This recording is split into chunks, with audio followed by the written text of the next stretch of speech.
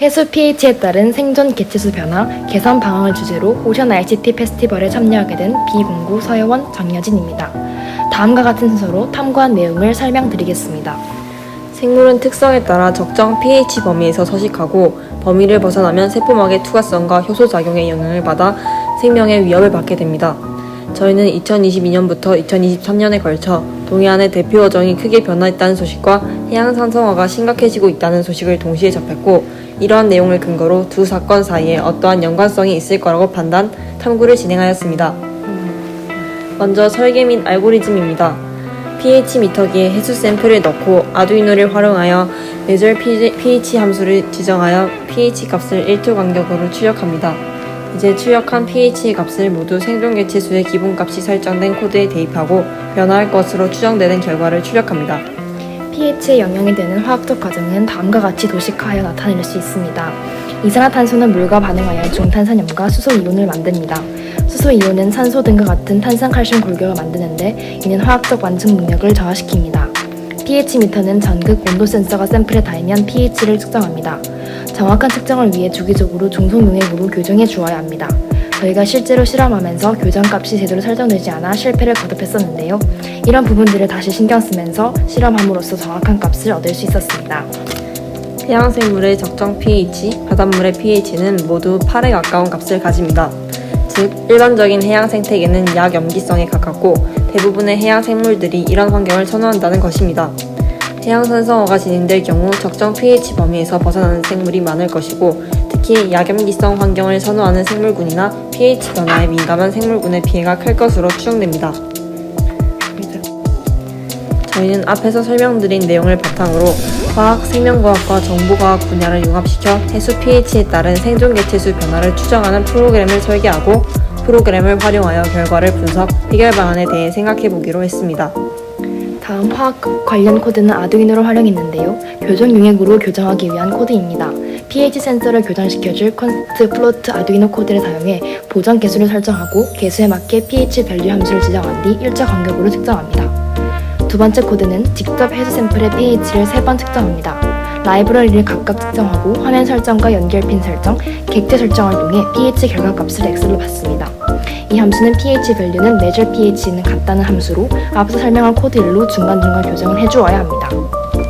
그 다음은 생존 개체수를 추정하는 코드입니다. 먼저 8.1에서 measure pH의 값을 뺀 값을 델타 pH로 설정합니다.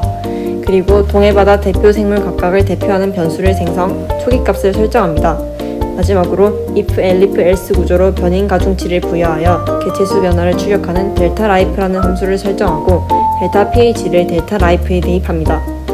델타 pH는 범위 가중치로 작용하여 예상되는 생존 개체수의 변화를 출력하게 됩니다.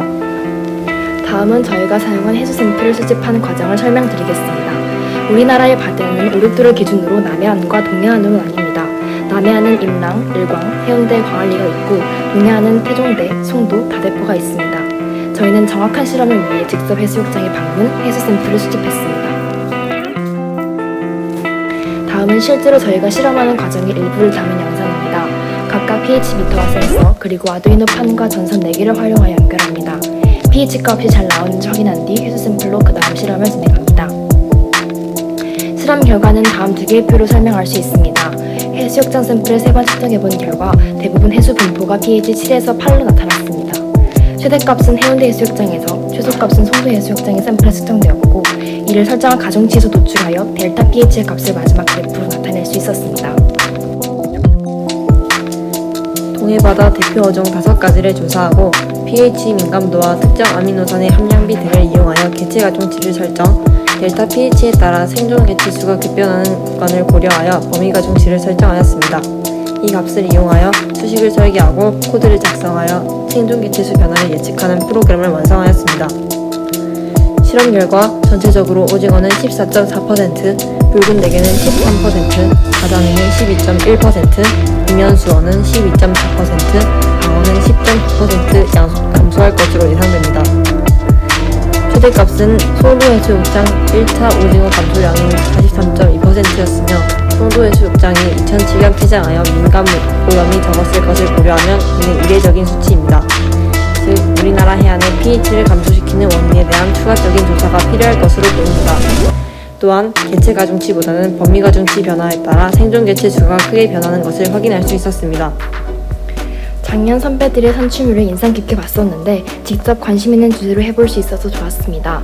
해수 pH 측정을 위해 아두이노를 활용한 코딩을 학습했었는데 처음에는 어려웠지만 저의 정보 기반을 쌓는 데 많은 도움이 되었습니다.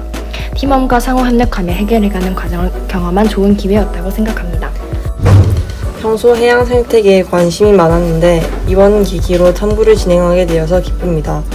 산출물을 통해 많은 사람들이 해양 산성화의 심각성을 가져주었으면 좋겠습니다. 기본 구조가 없을 때 코드를 작성하는 것을 어려워했는데 코딩을 위해 어떤 것이 필요할지 생각해본 것이 실력 향상에 큰 도움이 되었습니다.